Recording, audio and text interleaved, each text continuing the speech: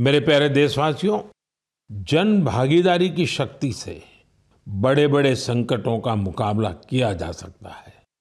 मैं आपको एक ऑडियो सुनाता हूं।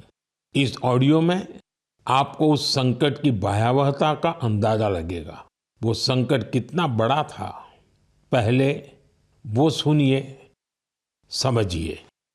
आखिर ये जो जुल्म हुआ 2 साल तक, जुल्म तो 5-7 साल से शुरू हो गया था, मगर वो शिखर पर पहुंच गया है 2 साल में, जब इमरजेंसी लोगों पर ठोक दी और अमानुषी बर्ताव लोगों के साथ किया गया।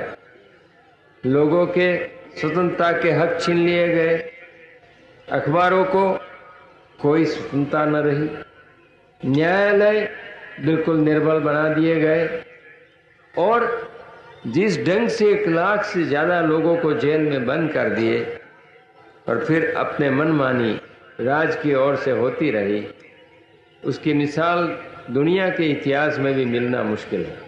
साथियों, ये आवाज देश के पूर्व प्रधानमंत्री श्रीमान मोरारजी भाई देसाई की है। उन्होंने संक्षेप में लेकिन बहुत ही स्पष्ट तरीके से इमरजेंसी के बारे में बताया। आप कल्पना कर सकते हैं वो दौर कैसा था। इमरजेंसी लगाने वालों ने ना सिर्फ हमारे संविधान की हत्या की, बल्कि उनका इरादा न्यायपालिका को भी अपना गुलाम बनाए रखने का था। इस दौरान लोगों को बड़े पैमाने पर प्रताड़ित किया गया था। इसके ऐसे अनेक उदाहरण हैं जिन्हें कभी भी भुलाया नहीं जा सकता।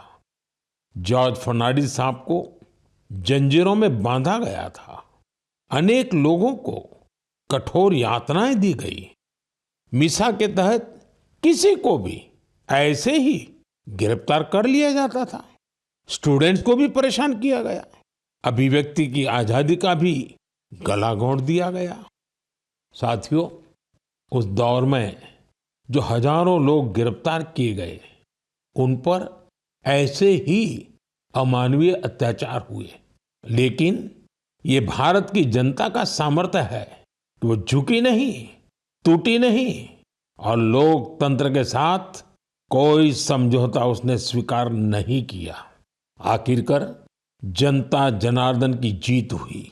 आपातकाल हटा लिया गया और आपातकाल थोपने वाले हार गए।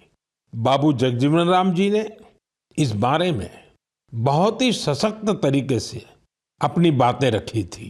बहनों और भाइयों, पिछला चुनाव नहीं था, भारत की जनता का एक महान अभियान था। उस समय के परिस्थितियों को बदल देने का, तानाशाही के धारा को मोड़ देने का और भारत में प्रजातंत्र की बुनियाद को मजबूत कर देने का।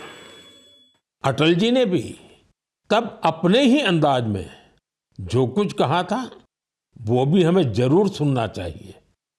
बहनों और भाइयों, देश में जो कुछ हुआ उसे केवल चुनाव नहीं कह सकते। एक शांतिपूर्ण क्रांति हुई है। लोक शक्ति की लहर ने लोकतंत्र की हत्या करने वालों को इतिहास के कूड़ेदान में फेंक दिया है।